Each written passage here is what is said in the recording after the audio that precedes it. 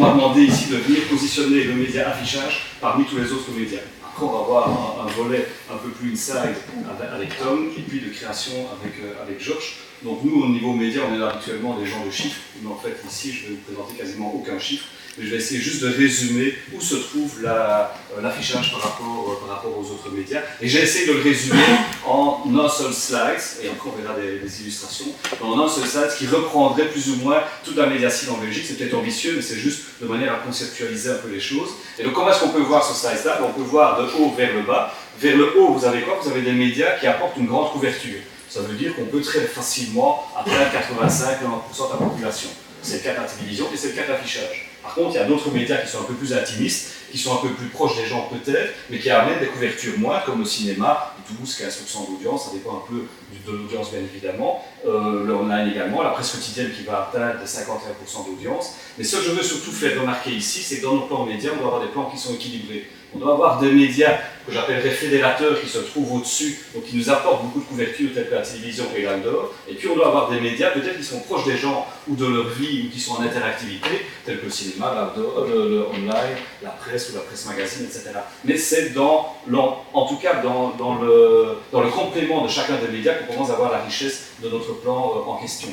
Et pour ça, je peux faire simplement un parallèle dans la vie de tous les jours. Si vous voulez paraître trendy vis-à-vis de quelqu'un, ce n'est pas en étant uniquement dans des groupes tout à fait focus où il n'y a que 5000 personnes en Belgique qui vont vous reconnaître en tant que trendy parce que vous vous habillez d'une certaine façon, parce que vous êtes coiffé d'une certaine façon. Et si finalement vous n'êtes pas reconnu aux yeux de tout le monde comme étant quelqu'un de trendy, et aux yeux de tout le monde, c'est le mass média, si vous n'êtes pas reconnu aux yeux de tout le monde, ben vous êtes juste un marginal. Donc c'est ça, je crois, notre métier entre publicitaires, c'est pas être marginal, mais c'est être trendy, c'est être justement dans la masse aussi. Et l'erreur peut se faire au niveau média planning, de venir avec des médias qui sont extrêmement sélectifs, mais finalement qui ne s'adressent pas au grand monde non plus. Ce qui ne veut pas dire que quand on est dans un mass média, qu'on est obligé de convaincre tout le monde, mais au moins tout le monde sait qu'on existe. Vous voyez ce que je veux dire? Donc une marque doit exister à travers une segmentation importante, doit vivre à travers des sous-groupes bien évidemment, mais doit être reconnue également par la masse. C'est ce que fait également Nike. Nike vient, mais il vient aussi en affichage, il vient aussi en télévision, même s'il peut à un moment donné être sélectif. Et quelquefois, on a commis des erreurs en étant un peu trop dans des médias qui sont intéressants parce qu'ils vont développer de l'empathie, on va être très proche par rapport à ce média-là, mais qui va manquer de ce côté fédérateur qu'on va retrouver dans le mass média en tant que tel. Et puis alors, dans ces mass médias, il y a aussi des différences. Parce que couvrir beaucoup de personnes de manière à pouvoir justement être fédérateur, mais ça se fait en certains temps. Et il est vrai que dans ce cadre-là, on va avoir une partie gauche, une partie droite. Vous avez des médias qui sont un peu plus lents dans le développement de leur couverture. Vous savez, en télévision, comme vous l'avez dit tantôt, on peut atteindre aussi 85% d'audience, mais il nous faudra 3 semaines. Parce qu'on va construire une audience spot par 13 spots. Donc, c'est pas acheter tous les spots le même jour. Tandis qu'en affichage, en plus ou moins en 3 jours de temps, on atteint le sommet de notre couverture et on commence à répéter notre message. Idem pour la presse quotidienne. En un jour, on va atteindre la moitié de la population. Idem sur le online, on peut très vite avoir le potentiel maximum, même en quelques heures, on peut déjà avoir une réactivité qui est là. Donc on a des médias de ce côté-ci qui sont beaucoup plus d'interactivité, qui sont beaucoup plus dans l'immédiateté. Je communique très vite et les gens très vite vont réagir. Et là, on a d'autres médias qui vont construire certainement un peu plus en personnalité. C'est un peu ici comme si on avait des médias où je vais distribuer ma carte de visite et tout le monde saura, tiens, je m'appelle Michel Robert, mais tant que vous n'aurez pas parlé avec moi, ben vous ne savez pas ma personnalité, vous n'allez pas pouvoir me saisir exactement. Et je pense qu'on doit équilibrer notre plan média aussi bien du haut vers le bas, inversement, et aussi de gauche à droite, pour avoir des médias rapides qui permettent très vite de gagner cette notoriété, cette connaissance, cette vue, et que les gens puissent percevoir en tout cas que j'existe, et après se faire une idée de ma personnalité en tant que telle. Et c'est là où l'affichage devient intéressant. Il devient intéressant pourquoi? Parce qu'on parle souvent de médias, mais tous les médias que je vous ai montrés ici ont du contenu. Ça veut dire que ce sont des médias en tant que tels, ce ne sont pas des médias publicitaires. L'affichage est le seul média, le seul support qui ne vit que par la publicité. Ça veut dire que si jamais on n'affiche rien, il n'y a rien qui est derrière, j'ai aucun contact avec, j'ai aucune émotion spécifique en dehors de ça. Donc c'est vous publicitaires, ou vous annonceurs, vous médias également, qui avez fait vivre ce média-là. Sans vous, il n'existe pas. Il est juste là, et à la limite, on passe à travers, on ne va absolument pas le voir. Donc ça devient un média tout à fait pur pour nous publicitaires, puisqu'il n'est pas lié à un contenu spécifique, il n'est pas lié à un talent de journaliste ou quoi que ce soit, il est juste lié au talent du créatif. Et c'est là où ça devient extrêmement intéressant pour des créatifs, et à mon sens, toute campagne devrait commencer par de l'affichage. Je ne dis pas toujours dans un plan média, mais en tout cas par le raisonnement de l'affichage. Pourquoi? Parce que l'affichage permet d'arriver directement dans l'ADN de la marque, ce qui est le plus difficile à faire, bien évidemment. puisque vous allez communiquer avec une seule image qui va communiquer très rapidement, en quelques fractions de secondes, vous devez pouvoir communiquer en tout cas sur ce que vous voulez dire, ce n'est pas évident du tout.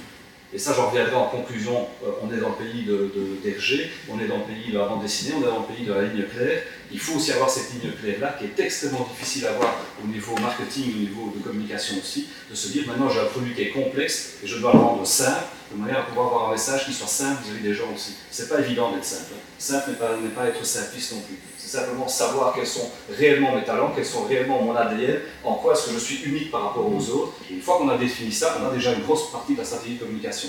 Et l'affichage permet justement d'aller vers ça, en tout cas, et de pouvoir au plus tôt et au mieux, dès le début, pouvoir concentrer son idée sur quelque chose de simple, qui après peut être bien évidemment segmenté à travers les autres médias qui sont derrière. Mais cet exercice, à mon sens, c'est un exercice que tout créatif devrait faire. Au minimum, créer sous forme d'affiche, et après il fait de la télévision, il fait autre chose, il redéveloppe bien évidemment son concept, mais à partir de là, on devient très fort dans l'essence même que la campagne peut avoir. Et donc, on aura ce côté fédérateur qui va arriver, puisque je parle de ma marque avec justement les caractéristiques qui sont proches de cette marque. Si vous arrivez sur Heinz, il est sûr que Heinz, rien qu'en communiquant de manière extrêmement simple, extrêmement épurée, on sait tout de suite de ce dont il s'agit. Ils sont dans leur ADN pur. On va se dire, cette sauce va apporter quelque chose en plus à mon plat, il va m'apporter ce piment en plus, il va m'apporter quelque chose en plus. Et cette création peut être déclinée aussi bien en télévision, peut être déclinée en presse, peut être déclinée sous forme de différents sujets et visuels, mais on voit là où elle se différencie par rapport à toutes les autres sauces, et elle amène sa personnalité en tant que telle. Et donc ça, c'est ce côté fédérateur de reconnaissance qu'on peut avoir, et on peut être en affichage, même si on va avoir une cible extrêmement jeune derrière. Et donc, la créativité devient aussi la sélectivité. Parce que dans le prisme que je vous ai montré tout à l'heure, et c'est souvent approche qu'on fait l'affichage, on va dire mais ça va contacter 85% de la population, quasiment tout le monde en Belgique, 10 millions d'individus, donc finalement, je ne peux pas contacter uniquement une partie de ma cible. Et c'est là où le créatif devient très important. Je pense qu'en affichage, la sélectivité, donc le fait d'être en adéquation avec la cible, vient par la création. Ça signifie que je peux très bien venir avec une création qui ne va pas du tout m'intéresser parce que je ne suis pas intéressé par ce produit. Il est possible que si vous m'interrogez, je n'ai même pas vu votre affiche. Je suis passé complètement à travers parce qu'elle n'est pas rentrée dans mon monde, parce qu'elle ne rentre pas dans mes besoins, parce qu'elle ne rentre pas dans ce que, pour l'instant, j'ai en tête en question. Et donc la sélectivité qui, dans les autres médias, vient par le support en tant que tel. Donc, le flair va être sélectif sur les femmes parce qu'il oriente tout son rédactionnel sur les femmes. Et ici, dans ce cas-ci, c'est la création qui va rendre ce message sélectif ou non, et qu'on peut voir ou ne pas voir. Et on a fait ce genre d'expérience à travers des réseaux de distribution. On ne peut pas nommer par exemple H&M. À un moment donné, ils disaient tout ça, mais tiens, je peux faire tel type de réseau, ou le réseau A, le réseau B, ou tel réseau, etc. Et on avait posé la question au shop manager chaque semaine de savoir quelle était la campagne qu'ils avaient le plus vue. Et qu'est-ce qu'on avait constaté? C'est que chaque semaine, ils changeaient de réseau, ils changeaient de type de format. C'était simplement en fonction de leur propre envie et de leur propre sélectivité que ça jouait. Et donc ça, on peut le jouer, et vous allez voir que Georges, toute sa carrière, a joué là-dessus. Il est venu pour même, on va prendre le cas de Saab, et on verra le visuel tout à l'heure, Saab ne demandait pas non plus de convaincre 10 millions de Belges de rouler en Saab. On en vendait 3 000 à 4 000 par année. Ce qui signifie qu'en d'autres termes, pourquoi faire de l'affichage et convaincre, il fallait essayer de se montrer à 11 millions d'individus. Là-dedans, le raisonnement serait de dire, ben non, je vais sur Internet ou je vais dans un média qui est extrêmement sélectif. Non, on allait dans un média qui était un média de référence, on allait contacter des gens qui ne pourront peut-être jamais en Saab, mais qui auront au moins cette image-là, ce qui permet de bouche à oreille, ce qui permet aussi la reconnaissance du service en tant que tel. Et on rendait la création sélective ben simplement par le décodage que la création pouvait amener chez vous. Si vous compreniez ce que la création voulait dire, c'est que vraisemblablement vous devez avoir un petit esprit service qui était derrière. Et donc ça nous amenait ce genre de création. Et c'est vrai qu'il y a une grosse majorité des gens qui m'ont dit tiens, je ne comprends pas, je ne pige pas, qu'est-ce qu'il veut me dire, Georges derrière ça, pourquoi est-ce qu'une fille enlève son soutien-gorge pour vanter une Saab Cabrio. Mais il y a derrière cette annonce-là, comme l'autre annonce aussi, si vous ne l'avez pas de loin, ce sont des petits bonbons mentholés avec une roue, enfin des petits bonbons que vous connaissez avec un rond dedans, il les a simplement mis pour dire que c'est une voiture décapotable. Il y a ce côté rafraîchissant, il y a ce côté où, quand je suis en Saab, enfin c'est dommage que maintenant on n'existe quasiment plus, mais quand j'étais en Saab, c'est une voiture autre, c'est autre chose. Je suis dans une décapotable, je ne suis pas là en moto, je ne suis pas en voiture, j'achète autre chose que d'être dans une voiture. J'achète un état d'esprit, j'achète une façon de vivre peut-être, j'achète un côté rafraîchissant qui est tout à fait autre. Et vous voyez que dans les deux cas de figure, on retrouve ça. Et là, on peut le décliner en télévision, on peut le décliner là où on a envie. Le concept est là, l'ADN de la marque se trouve là. Que ça soit dans le soutien-gorge dégrafé ou que ça soit dans les bonbons mentholés. On est dans la même logique et on sait que là, on est parti pour des années, s'il faut, dans ce concept-là. Ce qui demande également du talent derrière. C'est un peu le Jacques Deluc qui va également dans ce côté très je suis direct avec les gens, bien évidemment, mais en peu de mots, en peu de phrases et en peu de dessins, j'arrive très vite à synthétiser les éléments. Chose qui n'est pas facile du tout. Vous pouvez exactement le faire avec vos enfants aussi. Essayez de dessiner un chat avec vos enfants. Vous dessinez un rond, vous dessinez un deuxième rond, là ça reste un bonhomme de neige. Vous faites deux oreilles, ça commence à être un chat, vous mettez des moustaches, ça suffit. Il ne faut pas aller plus loin que ça, il faut aller à l'essentiel de ce que peut être un chat. Ce n'est pas facile pour une marque d'y arriver. J'ai eu plusieurs clients qui me disaient, je n'ose pas les nommer ici, mais qui me disaient je n'arrive pas à faire cette démarche-là parce que je suis tellement passionné par mon produit que je veux toujours qu'on exprime toutes les qualités de mon produit à tout moment. Et donc là, on se retrouve engorgé d'informations et l'affichage permet, je trouve, d'avoir des idées claires, comme c'était le cas dans le cas de ça. Autre chose, quand je vous ai montré le prisme et qu'on s'adresse à tout le monde, on s'adresse à 11 millions de personnes très rapidement dans notre zone de la population, il y a une prise de conscience dans l'affichage qu'on ne retrouve pas ailleurs. Tantôt, je parlais d'empathie pour des médias qui étaient sélectifs, mais dans l'affichage, on a un autre phénomène qui est plus humain, plus psychologique, c'est qu'on se rend compte que quand on est en affichage, on crie ça à la tête de tout le monde, et ça a une valeur. Ça. On le ressent moins en télévision et moins en cinéma. Donc, ce sont des valeurs qualitatives ici. Dans le cinéma, c'est déjà arrivé dans une salle de cinéma, les gens viennent à applaudir le film en question, chose que vous n'allez jamais faire en télévision. Vous voyez bien, vous avez un élément émotif qui se passe à travers, d'émotions qui se passent avec un média. Et dans l'affichage, c'est la même chose. Vous avez cette conscience publique que tout le monde vous voit en même temps. Alors qu'en presse magazine, vous êtes beaucoup plus intimiste. Vous êtes vous par rapport au magazine. Même si vous savez que ce magazine va être lu par 800 000 individus ou 1 million pour ses revues, etc.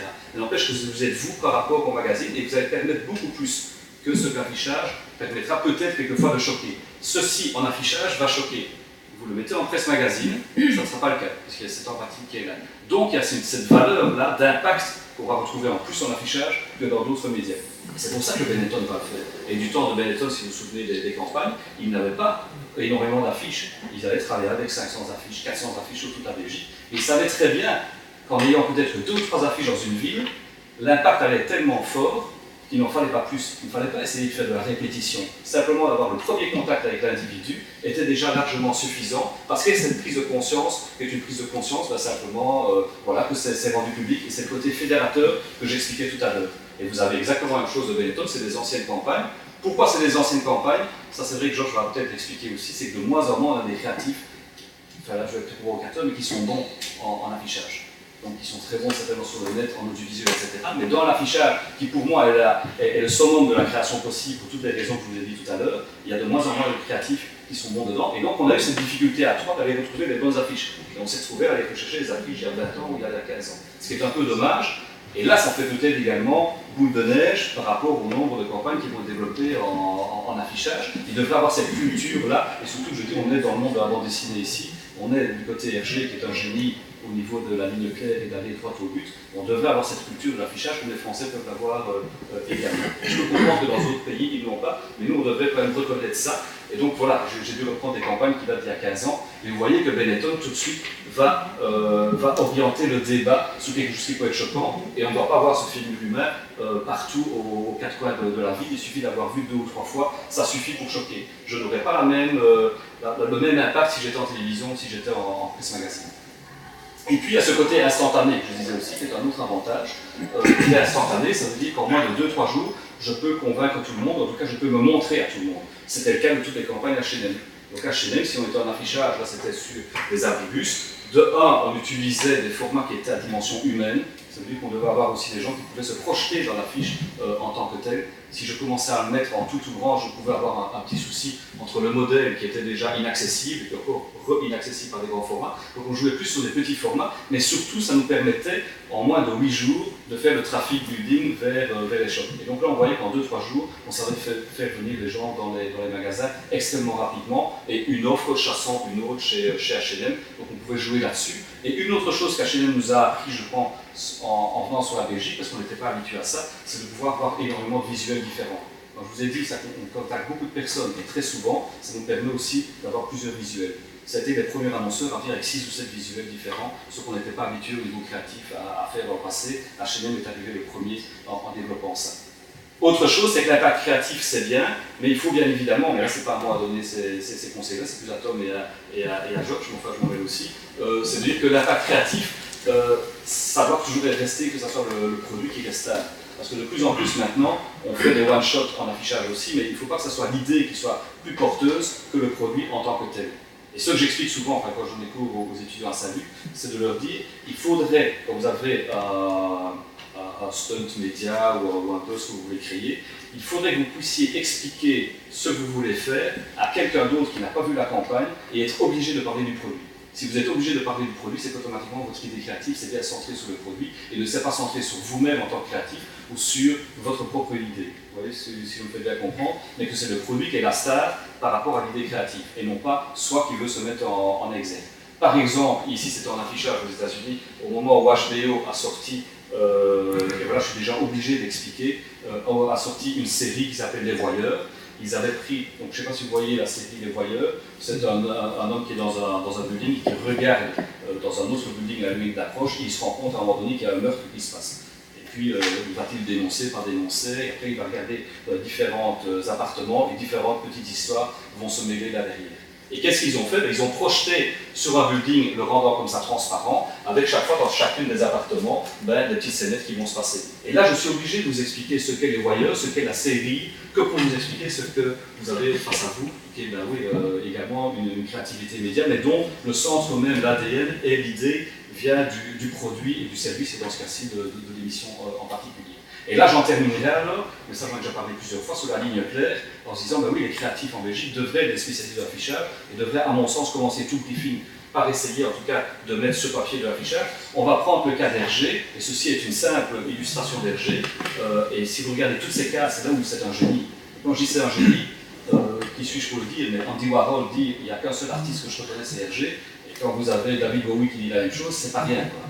Tous les deux qui disent, pour nous, Hergé fait partie des 10 plus grands artistes au monde. Et si vous regardez chacune de ces cases, il en a fait des albums. Et toutes ont une raison d'être et aucune ligne n'est trop peu ou trop. Donc il a juste été dans, ce que je vous expliquais tantôt avec le chat, il a juste dessiné ce qu'il fallait dessiner. Dans ce cadre-ci, qui est une bête case, dire, entre deux albums, etc., qui veut réellement ne rien dire, il a quand même pris ce soin d'arriver à la ligne claire que tout afficheur devrait faire.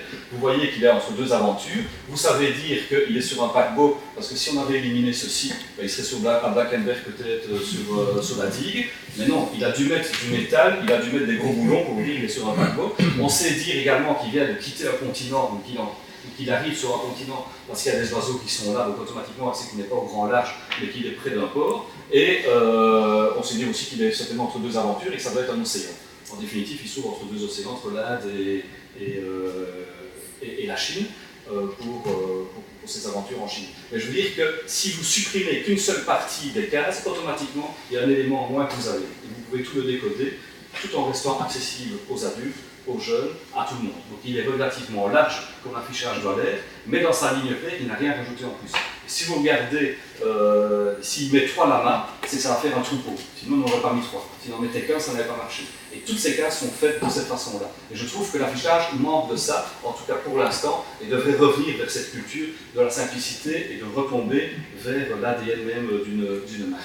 Donc voilà un peu les éléments que je voulais mettre en lumière concernant les médias et positionner l'affichage par rapport aux autres médias et surtout ce côté créatif qui est extrêmement important pour nous, planeurs, de pouvoir bien sélectionner soit les supports mais également le média en tant que tel. Et c'est là où Tom intervient plus en tant que stratège pour définir justement ces paramètres de communication.